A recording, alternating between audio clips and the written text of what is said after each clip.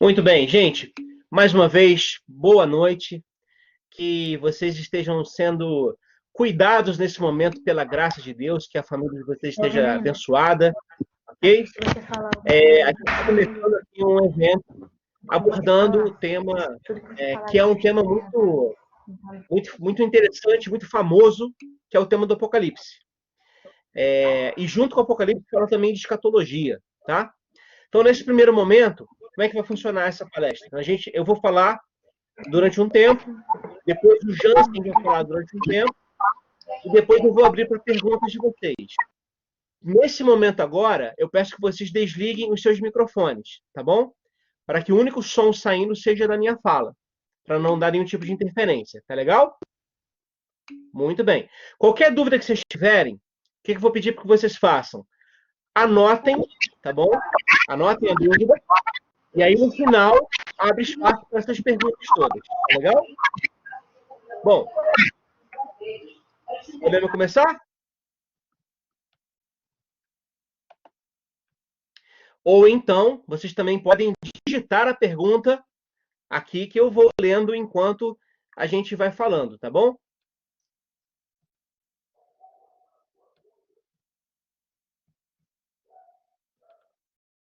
Muito bem. Então vamos lá. Hélio, você quer falar alguma coisa?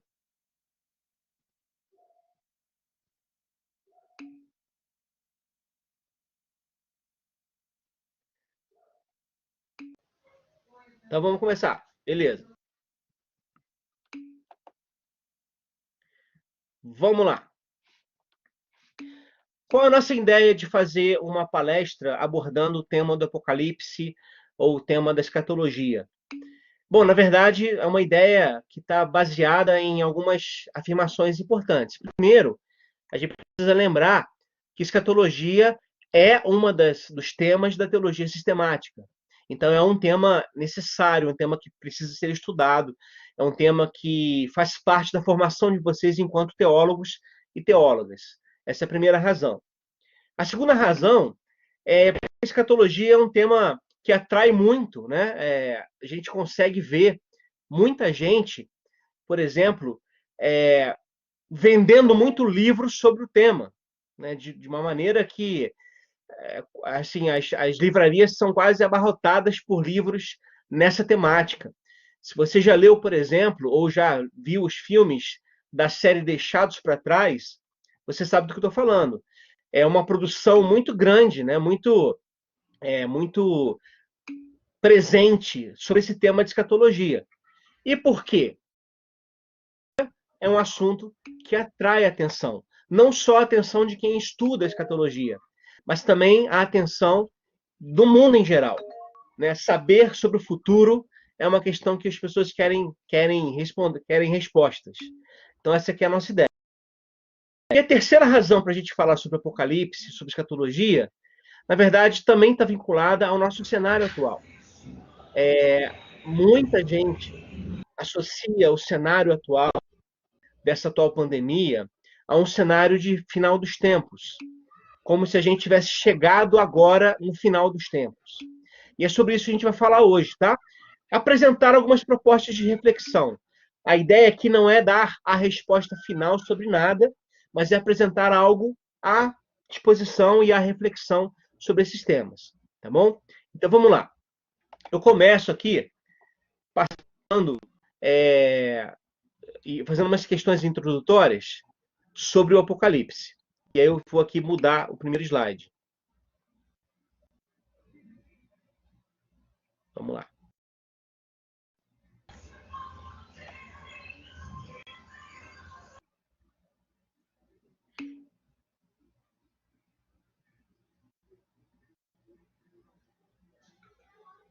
Hélio, você quer falar algo? Você está levantando a mão aí? Quer falar algo? Eu não sei se eu estou sendo ouvido. Estou sendo ouvido? Agora tá, Hélio. Estou te ouvindo. Edson, né? Não, eu vi aqui o Hélio, não é o Edson. Fala, Edson, tudo bom? Sou Edson, tudo bem?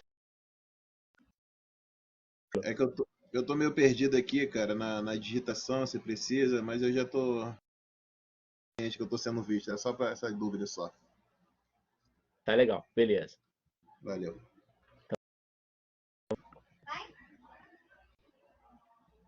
Tem remédio de pirona aqui?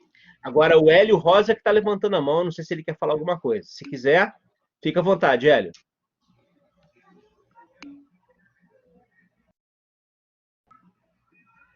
Bom, vamos lá. Primeira coisa que a gente precisa pensar é o seguinte: é essa noção gerando medo, gerando receio. E para a gente tentar ilustrar isso, eu vou passar aqui algumas frases de entrevistas feitas nas igrejas, tá bom? Ressalta aqui a necessidade, pessoal, de manter desligado nesse momento, tá? Para que o único som seja o da minha fala, tá legal? Então desliga os microfones. Olha só, essa imagem aí que está projetada para vocês é uma imagem que no imaginário coletivo das pessoas se vincula ao Apocalipse, destruição de mundo, não é isso? Se eu passo aqui para a próxima imagem, a mesma realidade também é apresentada. Olha só. Demorando um pouco para passar, mas está indo.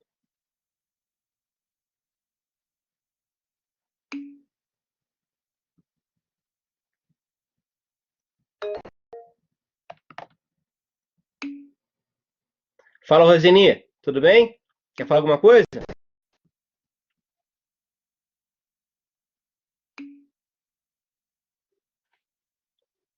Imagens de terror, Angelida, exatamente. Esse é o ponto que eu queria destacar. Deixa eu passar aqui mais uma.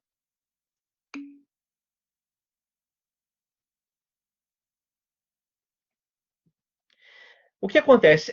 Eu, por exemplo, eu tive meu primeiro contato com o Apocalipse quando eu tinha cerca de 13 anos de idade. 12 a 13 anos. E eu lembro que eu fiquei uma semana, mais ou menos, com dificuldade de dormir à noite. Por quê? Por causa disso. Imagina eu pensando nessas criaturas, nessas bestas descritas no Apocalipse, de forma literal. Isso me assustava muito.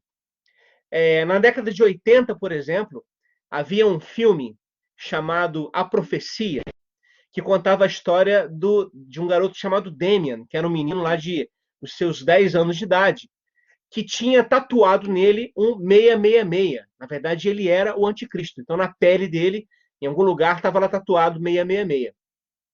Eu assisti esse filme quando eu tinha também uns 10 anos. O que eu fiz depois?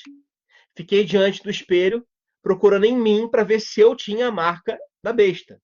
Vocês terem uma noção de como esse imaginário do Apocalipse gera pavor nas pessoas, né? Eu não era besta, não percebi nenhuma marca em mim. Quer dizer, eu era uma besta, mas não nesses termos do Apocalipse. Eu só quero destacar que o Apocalipse é um livro que assusta muito, gera pavor, gera medo, gera resistência, porque é um considerado misterioso.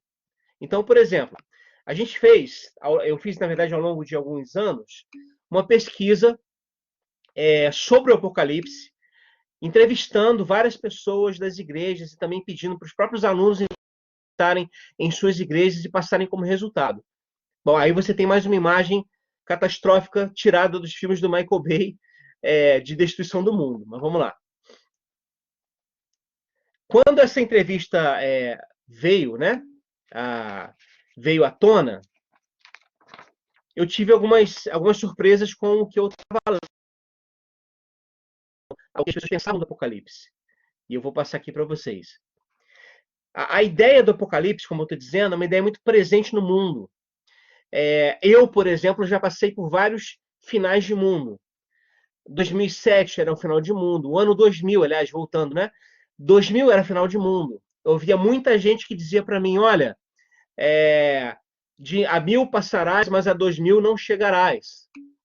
Com essa sensação de que o 2000 seria o ano mágico da destruição de tudo. Depois de 2007, depois de 2012, com o calendário Maia, que até gerou um filme, inclusive. Depois de 2014, 2015, 2017. Então, assim, eu já passei por vários finais de mundo, né? E essa lógica sempre atraiu as pessoas. Para vocês terem uma noção de como isso é assim, no ano 999 para o ano 1000, na Europa, em várias cidades da Europa, surgiu também essa ideia de que o mundo estava próximo de um fim. Então você teve uma prática constante nessas cidades europeias de, no último dia do ano 999 para o ano 1000, você ter pessoas que perdoaram as dívidas uns dos outros, credores que perdoaram as dívidas dos seus devedores, inimigos que fizeram as pazes e se abraçaram nas praças, e todos juntos cantando, né, esperando o 31 de dezembro de 999 para virar para o ano 1000, para acabar o mundo. Bom, o ano 1000 chegou, janeiro começou, a vida voltou ao normal aos poucos, as dívidas foram relembradas, as inimizades foram refeitas e tudo voltou ao normal. Então, eu só quero dizer o seguinte: essa questão, essa cosmovisão sobre o Apocalipse, essa leitura escatológica de fim do tempo, não é algo novo na história do cristianismo, é algo muito antigo, tá bom? E é sobre isso que eu vou falar.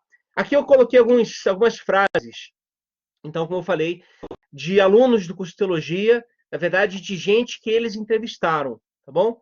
Então, olha só a primeira frase aqui. E eu copiei lá como estava, né? O que o aluno fala? É um livro de difícil compreensão, fala de selos, sinais, aí seria chifres, perdão, está digitado errado, chifres, castiçais e tantas outras coisas que dá nó no meu cérebro, pelo menos. Tanto que tem igrejas que não fazem leitura desse livro, a não ser de alguns versículos isolados para não chocar. É um livro que assusta. Outro aqui embaixo. Dá um pouco de medo, porém não compreendo bem o que ele diz. Muito simbólico. Esse livro causa um certo temor e receio quando fala das coisas que vão acontecer nos últimos dias. Terceiro testemunho aqui. Dá certo medo ler esse livro, porque tem muitas imagens de bestas, dragão, serpente, e difícil de entender. Outra aqui embaixo. Tive uma aula na escola bíblica dominical, onde o professor dizia que eram símbolos que iriam acontecer no futuro. É um livro para avisar a igreja o que vai acontecer para ficarmos preparados. E a última aqui, já li, e a impressão que tinha é de estar vendo um filme de terror. Parece que é para se consertar enquanto dá tempo, porque daqui a pouco a coisa vai ficar séria. É como um salve-se quem puder. Bom, essas aqui são algumas leituras do Apocalipse. E a gente consegue perceber, a partir dessas leituras, que há termos em comum.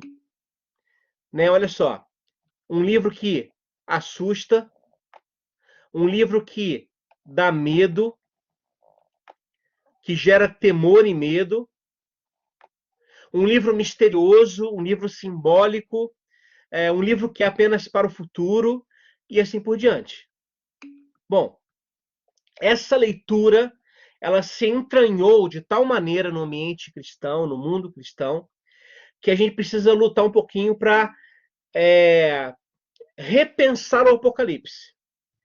E para a gente fazer isso, eu queria propor aqui algumas análises do Apocalipse e falar algumas coisas a partir dessas análises. Tá bom? Então vamos lá. Passei aqui para o próximo slide. Eu vi que algumas pessoas estão com dificuldade de escutar. Tenta entrar, sair e entrar novamente na sessão e usar o Google Chrome, tá bom? Então vamos seguir aqui. Algumas primeiras observações.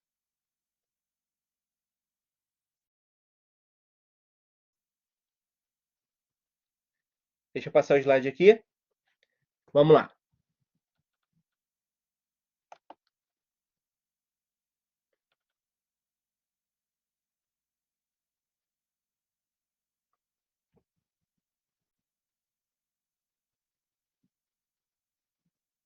Então, vamos começar a pensar algumas questões aqui sobre o Apocalipse, enquanto está virando aqui o slide.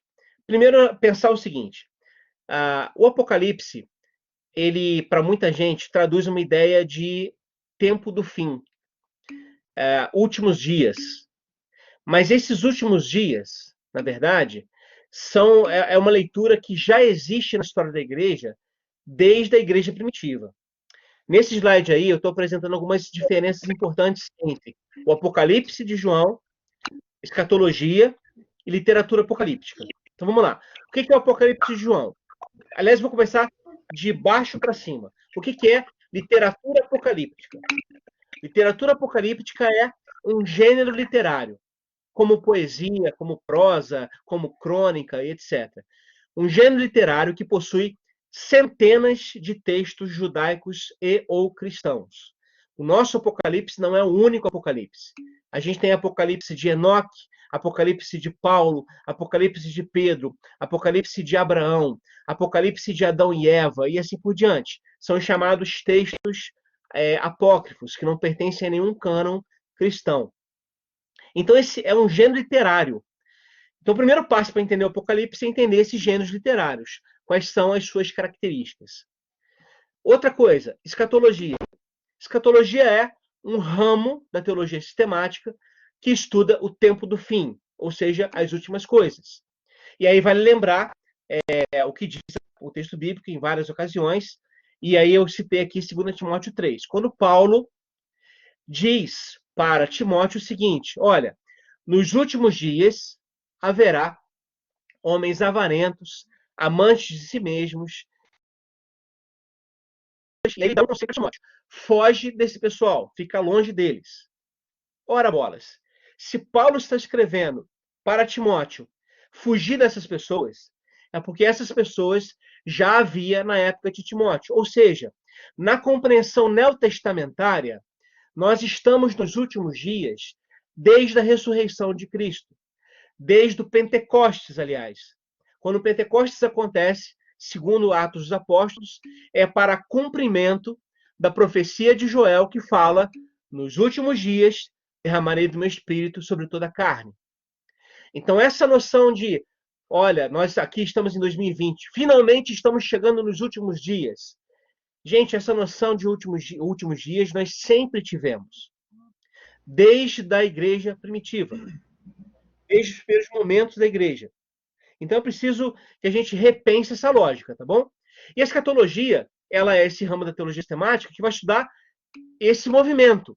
Mas a escatologia não está apenas no Apocalipse. Aliás, a gente encontra muito mais escatologia no Evangelho de Mateus, por exemplo, do que no Apocalipse de João. E aí a gente vai pensar sobre isso. Vamos lá. O Apocalipse, então, o que ele é? Antes de tudo, ele é um exemplar da literatura apocalíptica. Ou seja, para a gente entender bem o Apocalipse, é preciso entender bem essa literatura, esse gênero literário e quando ele nasce, tá bom? Então vamos pensar aqui sobre isso. Eu coloquei aqui algumas frases. Primeira, o Apocalipse é texto interpretado. O que eu quero dizer com isso? O que eu quero dizer com isso é que a gente tem hoje o nosso Apocalipse. A gente tem hoje a interpretação de pessoas do século XXI sobre o Apocalipse, que é forçosamente diferente da interpretação da Idade Média sobre o Apocalipse, que é diferente da interpretação da Igreja Primitiva sobre o Apocalipse. Então é preciso que a gente entenda o seguinte: antes de tudo, nós somos intérpretes do texto. Nós damos significado ao texto. Por quê? Porque a Bíblia, como literatura, e a Bíblia é literatura, a Bíblia como literatura, ela nos interpreta. A nossa interpretação desse texto é sempre uma relação de sujeito e sujeito. Ou seja, muitas vezes nós projetamos no texto o que nós achamos que deveria estar lá. E a gente vê isso acontecer com o Apocalipse N vezes. Há, por exemplo, um desastre mundial, uma tsunami, um terremoto, ou um ataque terrorista, ou surge um líder no Oriente Médio, um líder político, e aí os nossos olhos veem isso e projetam isso sobre o Apocalipse. E aí a gente acaba dizendo que o Apocalipse está dizendo que essas pessoas iriam surgir nesse momento da história. Bom, o que eu quero dizer para vocês aqui é que, a princípio, não. Por quê? Porque o Apocalipse, além de ser um texto interpretado por nós, ele tem um chão histórico no qual surgiu. ignorar esse chão histórico no qual o Apocalipse surgiu nos impede de compreender melhor o Apocalipse. E essa é a ideia que a gente vai fazer aqui nessa lógica. E aí, já vou responder a tua pergunta, Marcos, porque é isso que eu ia falar. Bom, se foi escrito para aquela época, então para que ele serve para a gente hoje? Vou chegar lá, tá bom? Daqui a uns 2 minutos. Vamos lá. Lendo esse segundo parágrafo aqui do texto, olha. O Apocalipse de João é um texto simbólico. Jerônimo, né, São Jerônimo, lá do início da igreja, afirmou que o Apocalipse tem tantos mistérios quanto palavras. Mas ser simbólico, contudo, não significa ser incompreensível. Por quê? Porque a gente tem como entender esses símbolos, decodificar esses símbolos a partir do ambiente de origem dessa narrativa. Ok? Essa aqui é a ideia. É o que a gente vai tentar fazer em primeiro lugar. Então, a gente precisa pensar no contexto histórico em que o Apocalipse foi escrito. Quando ele foi escrito? Nós estamos no final do 1º século. O Apocalipse, muito possivelmente, data do ano 95, 96 depois de Cristo. Quando ele foi escrito e por quem? Bom, foi escrito por João. O João aqui é o João, o profeta, o vidente, que não necessariamente é o João do Evangelho, tá bom? Há uma discussão sobre isso. Eu não vou entrar aqui agora nesse mérito da questão da autoria. Mas esse João, ele está preso. Aliás, no início do Apocalipse, e aí se você tiver com a sua Bíblia aí, e olha que coisa, né? Num evento EAD de teologia, eu estou lendo a Bíblia, para vocês verem como é que a quarentena está me afetando. Estou brincando. Olha só. Diz o Apocalipse o seguinte, lá no primeiro capítulo, no versículo 9, diz assim: Eu, João, irmão vosso, companheiro na tribulação, no reino da perseverança em Jesus, achei-me na ilha chamada Patmos por causa da palavra de Deus e do testemunho de Jesus. Muito bem. Então, olha só, João está preso na ilha de Patmos por causa da palavra de Deus e do testemunho de Jesus. Aqui há uma dupla questão a ser entendida. Primeiro, que a palavra de Deus, nesse momento, a pregação da mensagem de Jesus, se constitui uma ameaça, um risco político ao Império Romano. Por que eu digo isso? Porque os exílios são praticados pelo Império. Em um certo momento da história, o Império Romano vê em João e na sua mensagem uma ameaça à sua própria instituição, à sua próprio estabelecimento. E em função disso, João é exilado na ilha de Patmos, que fica, na verdade, próximo da Turquia. Ok? Essa aqui é a ideia. Pois bem, a partir disso, a gente pode compreender como o Apocalipse vai se estruturando. João está preso na ilha de Patmos. A ilha de Patmos, ela é uma ilha, na verdade, em que os prisioneiros têm liberdade dentro da ilha. Inclusive, podem escrever cartas e mensagens para quem está no continente.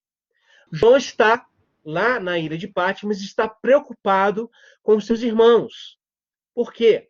Porque nós estamos no momento em que há crises externas e crises internas acontecendo.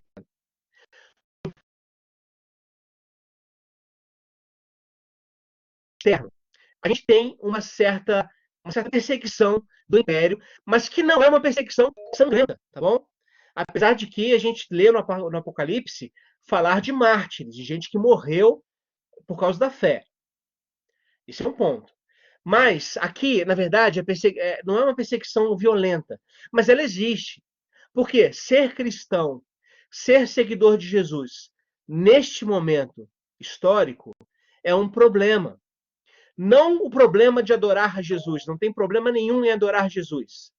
O problema é que os cristãos, ao adorarem Jesus somente, se recusavam a adorar o imperador ou a prestar cultos ao imperador. Então, nesse sentido, falar Jesus é Kyrios, Jesus é o Senhor, é uma ameaça. Por quê? Porque nós já temos, no primeiro século da era cristã, nós já temos um personagem que aos poucos vai ganhando esses títulos de Senhor, de Príncipe da Paz, daquele que traz um reino de justiça e paz. E esse personagem é o César, tá bom? Essa aqui é a ideia. Legal? Até aqui foi isso. Muito bem. As perguntas estão sendo feitas aqui, gente. Eu vou pedir que vocês, por favor, anotem, tá bom? E aí, no finalzinho da palestra, a gente dá uma pausa para responder tudo isso. Tá legal? Vamos lá. Mas há também uma questão interna. Que questão interna é essa? A comunidade cristã que está aqui vivendo esse período é uma igreja que está padecendo um desânimo e um cansaço muito grande. A pergunta que se faz, na verdade, será que vale a pena manter a nossa fidelidade a Cristo, ao Evangelho? Ou talvez não seja melhor ceder o nosso espaço, né, à lógica do próprio império? Ou seja, será que a gente não pode adotar a lógica imperial para viver e para ser e para pensar? Será que não é possível conciliar o Jesus do Evangelho com a voz do império? Será que não cabe isso? Então, o perigo que João percebe é o seguinte: olha, se vocês fizerem isso, se vocês deixarem isso acontecer, vocês estão rejeitando o próprio Cordeiro. Essa aqui é a lógica. E em tudo isso, é claro, o Apocalipse tem como fruto, como origem, uma experiência mística de Deus, uma experiência religiosa. É uma visão que João tem. E isso é o fruto do que está presente. Agora, o jeito como essa visão é transmitida é que vai fazer um grande diferencial em relação aos seus ouvintes. Ok? Vou passar aqui para o próximo slide.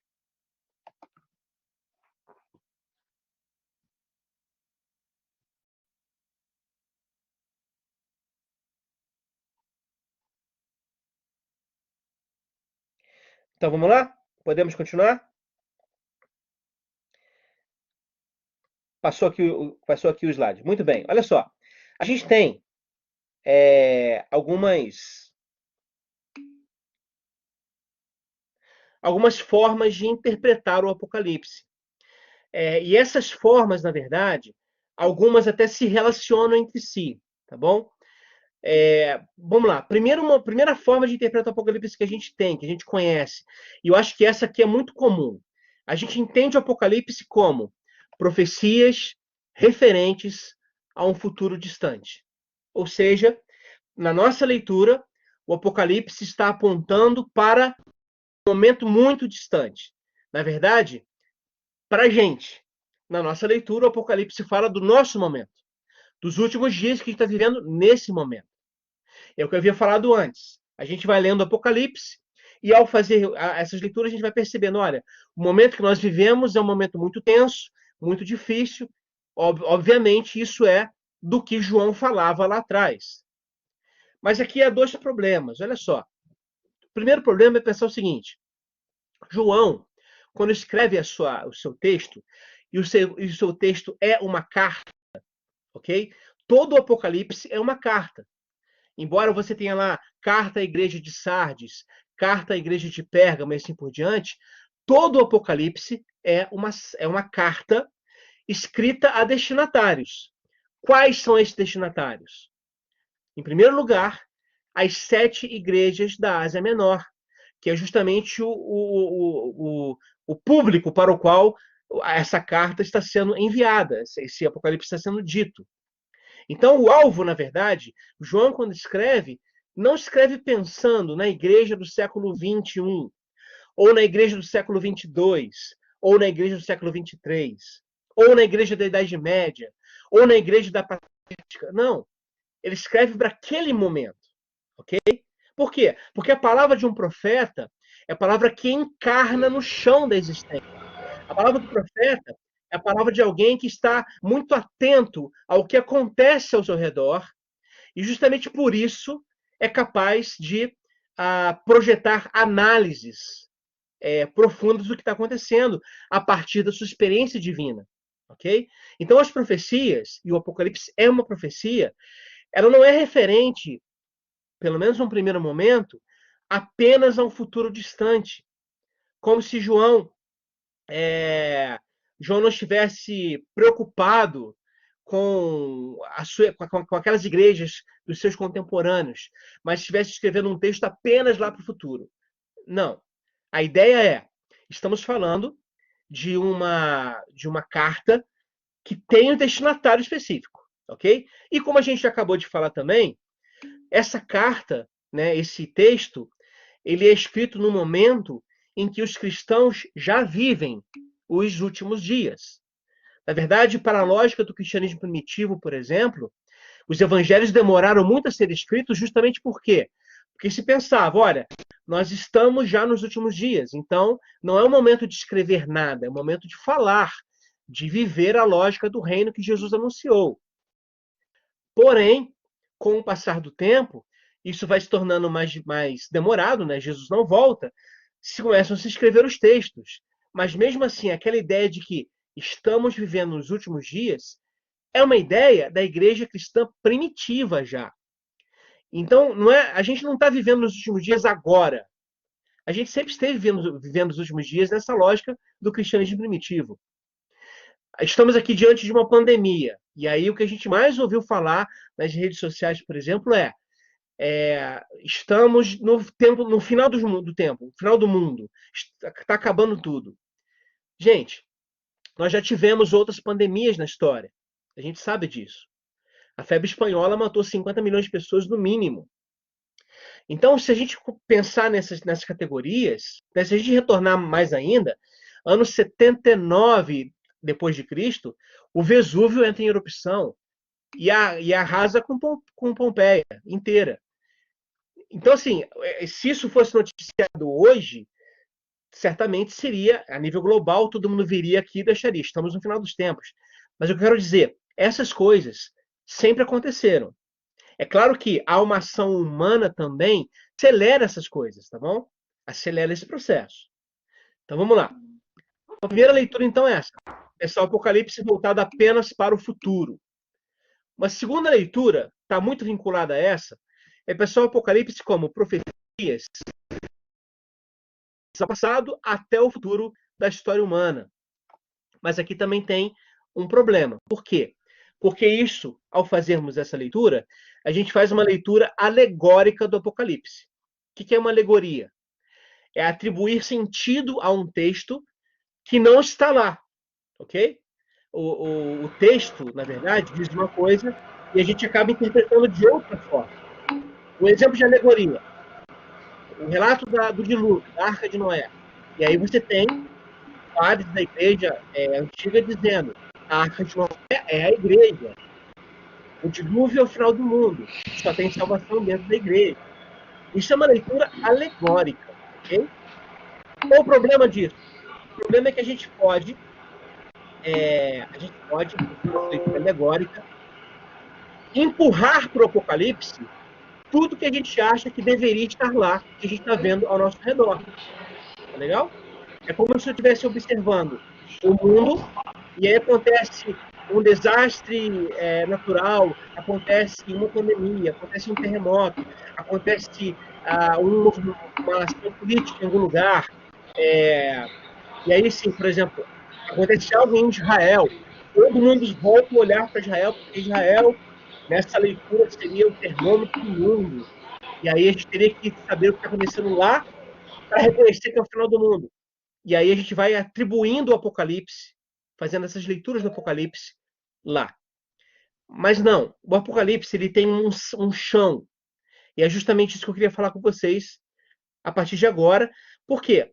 Porque a gente só vai conseguir entender o Apocalipse se a gente entender a partir do chão que ele surgiu, para então sim atualizar a mensagem para hoje.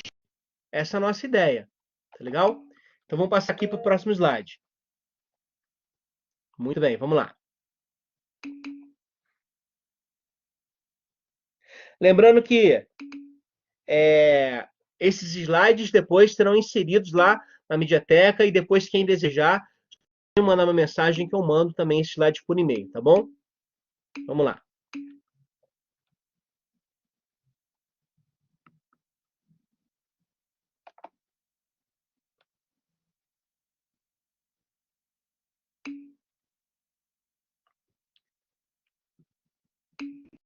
Muito bem. Chegamos aqui a uma terceira maneira de entender o Apocalipse. Entender o Apocalipse como profecias relacionadas às igrejas da Ásia Menor. Então, o que isso significa? Os destinatários do texto do Apocalipse são as igrejas da época do vidente João, da época do próprio autor. O autor busca dar a esses leitores respostas que vão fortalecer a sua fé. Aqui eu faço referência a um livro, Apocalipse de João, a Teimosia da Fé dos Pequenos, do Carlos Mestre Francisco Rufino, no qual os autores dizem isso aqui. Como um verdadeiro profeta, João pronuncia a sentença devida e mostra que o Império Romano já está condenado. Assim, ele ajuda aquelas comunidades a entender o que estava acontecendo, incentivando-as a superar a crise de fé provocada pelas perseguições e pelas divisões e tensões internas. Como eu falei, o público dessas igrejas da Ásia Menor são igrejas cansadas, é um povo que está pensando em associar a lógica do Evangelho de Jesus às propostas imperiais, e é mais fácil fazer isso. Afinal de contas, você se torna parte integrante, que traz também benefícios para as pessoas. Então, é bem mais fácil se render a esse processo e, basicamente, adotar a lógica imperial para viver. O João quer impedir isso. E aí ele escreve o Apocalipse para falar sobre essas questões. Do ponto de vista exegético, essa perspectiva é a mais usual. Contudo, aqui também tem um risco que eu vou falar daqui a pouquinho. Mas vamos lá. Pensando nessa lógica de que o Apocalipse é escrito para aquele tempo, o que dizer dos símbolos do Apocalipse? Porque o Apocalipse é extremamente simbólico. Aliás, uma das características da literatura apocalíptica é ser simbólico. E aí, um símbolo, ele precisa ser lidado como uma metáfora, e não como algo literal. Ler o Apocalipse de forma literal é não levar a sério o seu gênero literário. É não levar a sério a intenção do próprio texto na sua origem. Então, literalizar o Apocalipse é um problema para a gente. Tá bom? O Apocalipse é simbólico, dentre outras razões, porque a própria linguagem religiosa é simbólica, necessariamente simbólica. Em qualquer religião, falar da relação com o sagrado necessita e implica a adoção de uma linguagem metafórica, uma linguagem simbólica. O Apocalipse faz isso. E aí, no Apocalipse, a gente consegue ver alguns desses símbolos sendo interpretados a partir da sua própria lógica, do seu próprio chão, digamos assim. Então, por exemplo, a gente tem aquele famoso texto que fala do 666, né? 666 é um texto que vai dizer basicamente o seguinte: João escreve dizendo: quem tem ouvidos, ou quem é sábio, quem puder, né? Fala assim: aquele que tem entendimento, calcule o número da besta, pois é número de homem. E esse número é 666. Permita-me uma pergunta, professor. Se puder, se não puder, não tem problema. Permita-me uma pergunta, se puder. Se não puder, eu nem pergunto. Se eu permitir para você, vou ter que permitir para todo mundo. Tá bom, então. Anota a pergunta aí, daqui a pouco a gente fala. Era só essa questão do 666, mas tá bom. Falou. Anota aí. Eu vou falar sobre 666 agora, tá bom? Vamos lá. 666. Como é que funciona isso? Eu me lembro, na década de 80, década de 90, quando o mundo redescobriu a espiritualidade, houve movimentos de espiritualidade em várias áreas do conhecimento. A Nova Era, por exemplo, foi muito famoso, o movimento da Nova Era foi muito presente. E nesse momento histórico, nesse período histórico, eu me lembro que muita gente começava a associar o Apocalipse, lendo de forma literal, esse 666, esse número da besta, a várias coisas. Então, por exemplo, o código de barras, esse que a gente conhece hoje, que a gente usa para fazer compras no mercado, o código de barras já foi considerado como o sinal da besta. Quando houve o processo de unificação da Europa, na formação do euro também como moeda única, né? esse processo foi visto como sinal do surgimento da besta. A besta surgiria daquele cenário político e iria dominar o mundo, iria criar um espaço de paz global e, a partir daí, iria dar espaço para perseguição contra a igreja. Bom, gente, o que é a União Europeia hoje? Sim, claro, é muita coisa, mas eu quero dizer o seguinte, ela não é essa perspectiva global que foi profetizada lá nos anos 80, anos 90 pela igreja. O que eu quero dizer, então, é que esses símbolos, como eu falei, a gente tem a tendência de enxergá-los no mundo. Então, a besta, quem é a besta? A besta já foi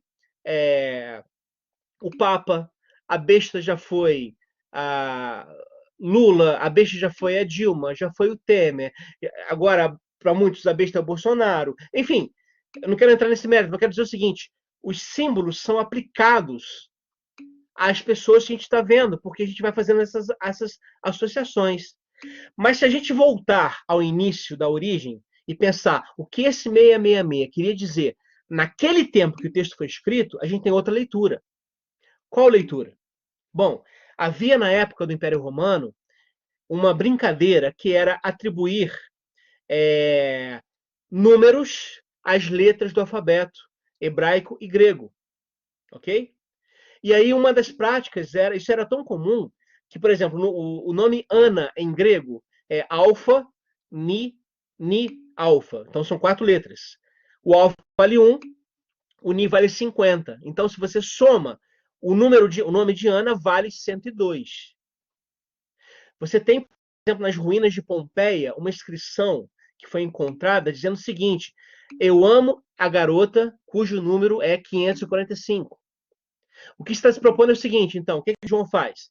Ele fornece o número, ok?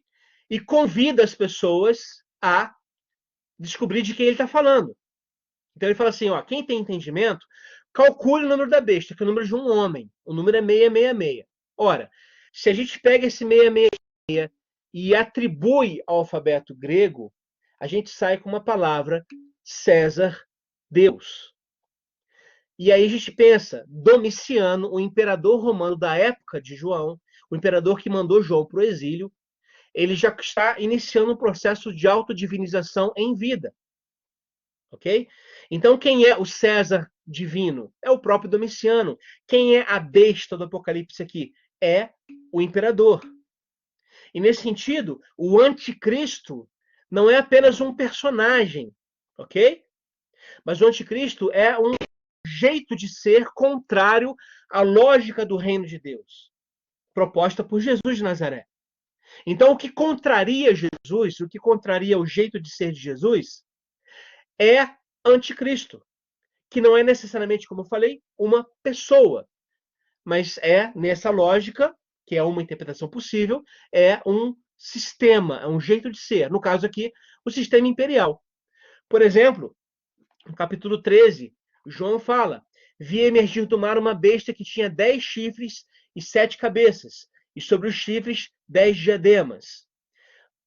E ele diz que essa besta era semelhante a leopardo, com pés de urso e boca como de leão. Esses símbolos, leopardo, urso, leão, são símbolos dos impérios passados, o Império Persa, o Império Babilônico e o próprio Império Grego, Império Romano. Tá? Império Alexandre o Grande, grego, e Império Romano.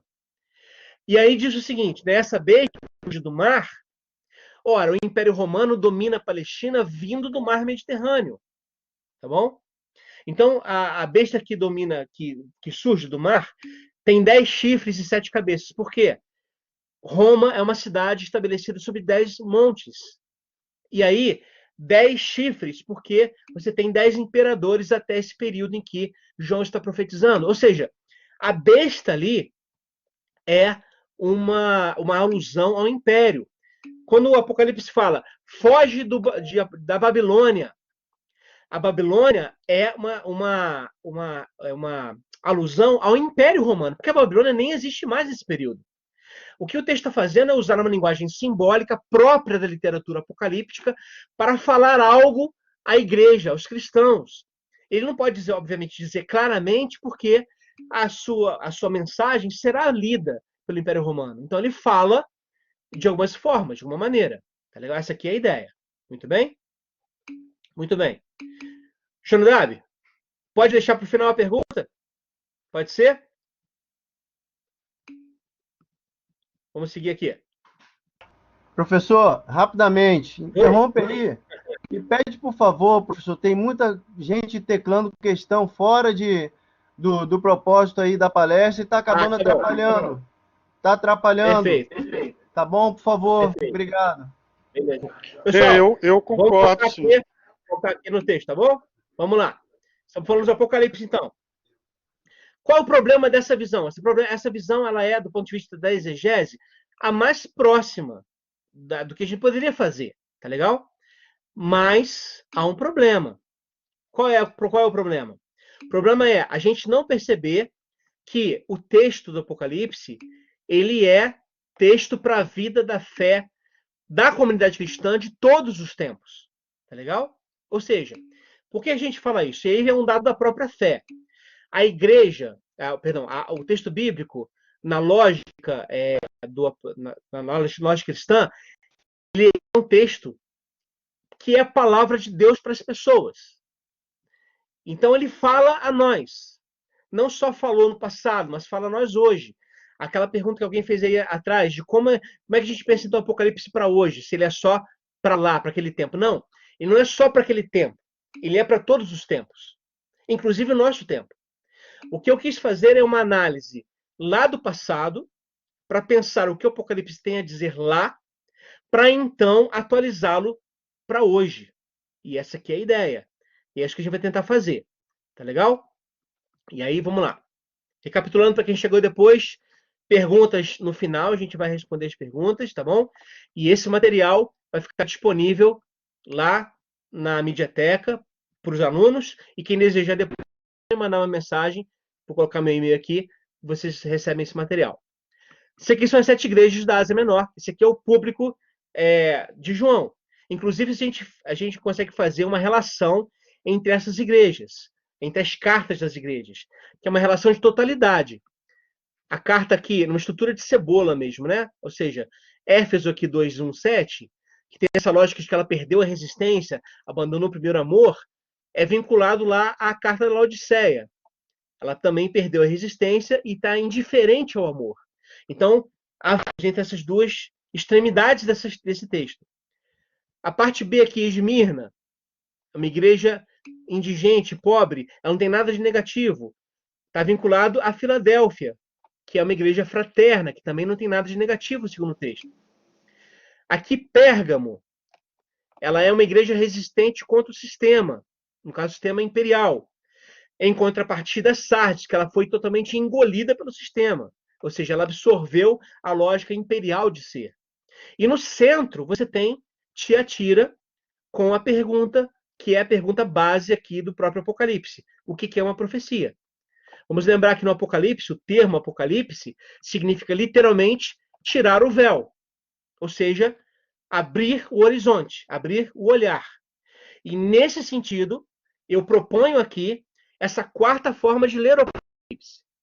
Pensar o Apocalipse como profecias relacionadas à vida humana em todas as épocas. O Apocalipse seria um conjunto de arquétipos capazes de ler a história humana em todos os momentos de crise. Daí a necessidade de atualizar a sua mensagem, ou seja, em propor uma leitura em camadas. Como assim? Ora, o que o Apocalipse fala? De um grupo de cristãos, seguidores de Jesus, a igreja primitiva, que tem a vocação de viver a lógica do reino de Deus. Qual é essa lógica? A partilha, a solidariedade, o cuidado, o amparo, a abertura ao próximo, a prática clara e viva do amor. Essa é a lógica do reino de Deus. A lógica imperial, por sua vez, não é essa.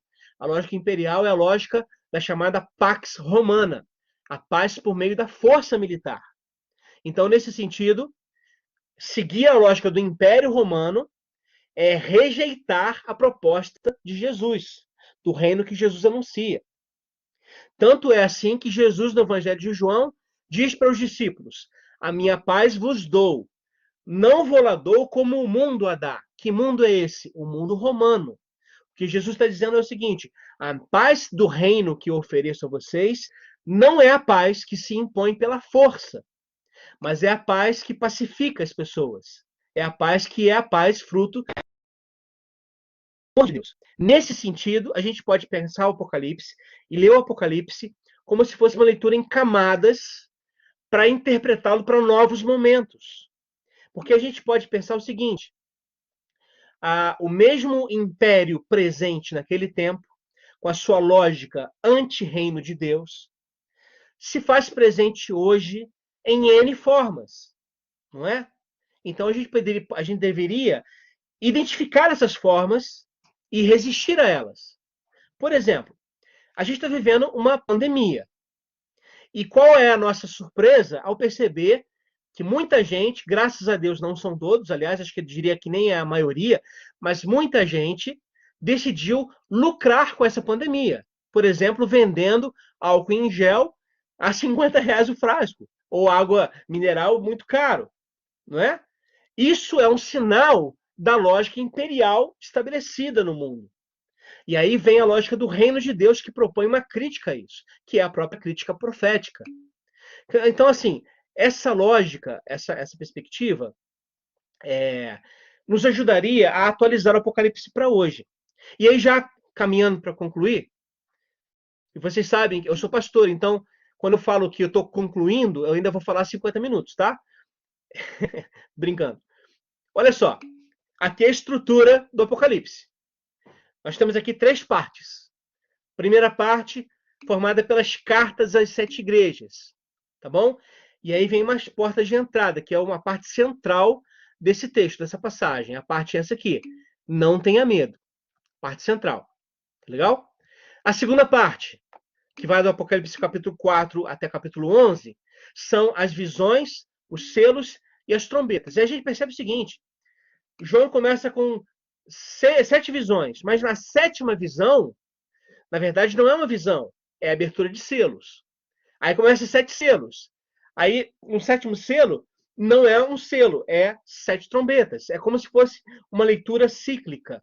Não é uma leitura cronológica, entende? E não está preocupado aqui com cronologia. E qual é a porta de entrada dessa passagem toda? Esse texto aqui de Apocalipse. Digno és de tomar o livro e abrir os selos, porque foste morto e com teu sangue compraste para Deus os que procedem de toda tribo, língua, povo e nação, e para nosso Deus constituíste reino e sacerdote. Vamos lembrar aqui, esse livro é aquele que João, na sua visão, vê um livro selado por dentro e por fora, e ninguém no mundo é capaz de dar conta daquele livro.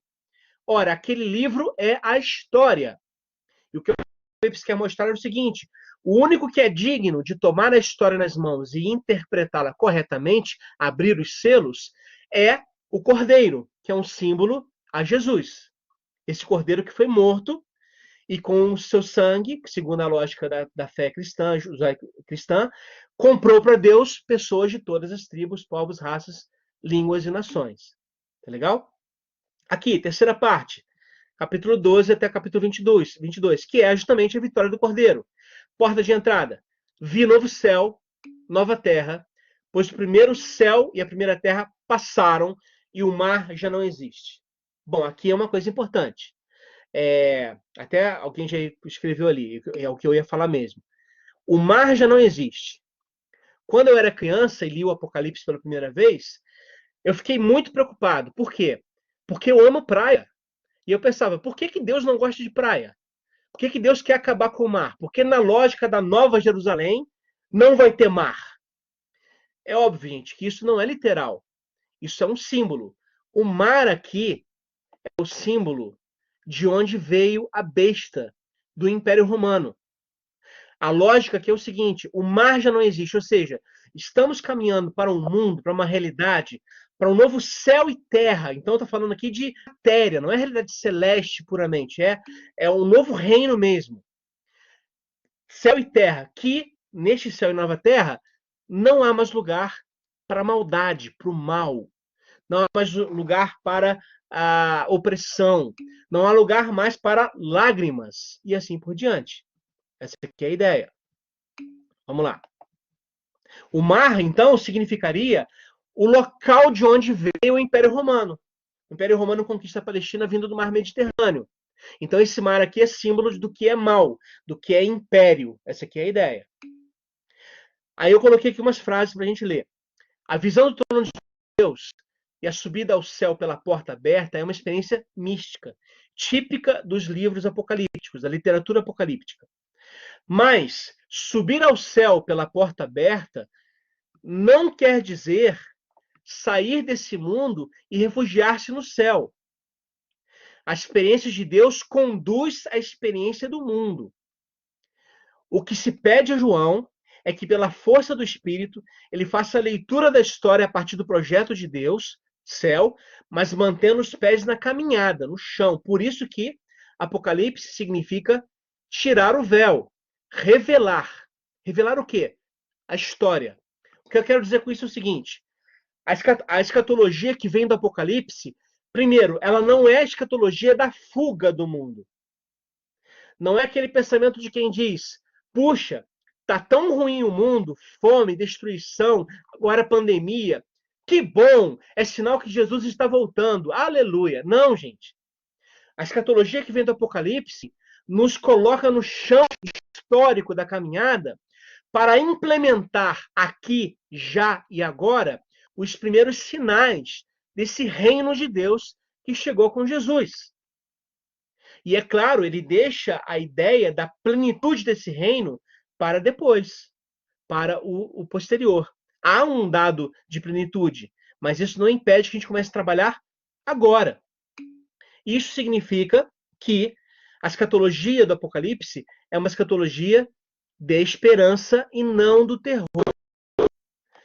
Eu cansei e canso de ver e ouvir pregações, imagens, etc., transmitindo uma ideia de medo por causa da lógica do Apocalipse. Mas o Apocalipse não tem uma escatologia de medo. Vamos lembrar o seguinte: a primeira palavra que Jesus ressuscitado, glorificado, diz para João no Apocalipse é: não tenha medo. A primeira palavra é essa: não tenha medo. Por que não tenha medo? Porque nessa lógica do Apocalipse, a vitória de Cristo no que diz respeito ao seu reino, ou seja, a um mundo novo que virá, é uma certeza. Então, isso, longe de nos encher de terror, gente, nos enche de esperança. O Apocalipse, então, é um horizonte de caminhada. Todas as vezes que a gente se envolve agora com uma ação prática para o estabelecimento do reino de Deus na história, ou seja, praticando o amor, a justiça, a paz, a fraternidade, a solidariedade, rejeitando os sinais do anti-reino, rejeitando a intolerância, rejeitando a violência, rejeitando as mortes, rejeitando tudo que tira a dignidade humana. Quando a gente faz isso, a gente está fazendo com que o Apocalipse se cumpra em nós e a partir de nós. E essa aqui é a lógica. Tirar o véu da história, mostrar o véu. Mostrar, dando força para continuar a caminhada. Essa aqui é a lógica. Aí, né, vamos lá. Qual é o horizonte que a gente espera? O horizonte é justamente a volta de Cristo, a parousia. Na parousia, a fé cristã afirma de que a plenitude do reino chega. Então, há esse dado escatológico de plenitude, de espera pelo que vem. Mas essa espera, ela não agora nos deve paralisar a vida, ao contrário, ela deve nos colocar em ação. Tá legal? E aí a gente tem aqui umas implicações do Apocalipse para a gente, para nossa prática pastoral e teológica. Eu coloquei aqui apenas 3, tá? Para a gente encerrar. Primeiro, deixa eu mudar aqui o slide. Primeiro, como eu falei, uma atitude não de passividade diante do futuro, ou seja, atitude diante do futuro. É ação enganjada, é colocar de fato o pé na história, é agir em nome da justiça do reino de Deus, E nesse caso, agir assim exige de nós rejeitar a passividade e exige de nós, em segundo lugar, coragem para enfrentar os impérios que surgem. Coragem para ser voz de justiça num mundo em que a injustiça parece reinar a cada dia. Coragem para ser voz pacificadora num mundo que escolhe a violência a cada dia. Coragem para ser voz do próprio Cristo, do próprio Jesus, num mundo que escolhe, e muitas vezes a igreja também faz parte disso, escolhe crucificá-lo de novo, porque não suporta a sua mensagem. Essa é a nossa lógica de pensar o Apocalipse. É a lógica de pensar, diante dos impérios contra o reino de Deus, contra o próprio, o que significa esse reino, segundo Jesus, é a nossa proposta de colocar a mão na massa e agir como discípulos de Jesus, como testemunhas. Aliás, o termo testemunha está muito presente no Apocalipse em função disso. As duas testemunhas do Apocalipse, por exemplo, não são dois personagens literais, mas são símbolos da profecia, que continua denunciando a injustiça e proclamando a justiça. Essa aqui é a ideia. E aí, a partir de tudo isso, a gente recebe a lógica da esperança e não medo. Então, na nossa prática teológica pastoral, esperança e não medo. Basicamente é isso. No finalzinho aqui do slide, eu vi que alguém perguntou sobre bibliografia, que tem uma referência bibliográfica que eu indiquei aqui, tá bom? Então, é uma proposta de comprar livros sobre isso. Bom, gente, essa aqui foi a minha parte, tá bom? Agora eu queria passar a palavra para o Jansen, e aí, mesmo esquema, anotem as perguntas, e no final eu garanto que a gente vai ter tempo para discutir essas perguntas, tá bom? Beleza? Obrigado por terem me ouvido aí. Jansen, a palavra é contigo agora.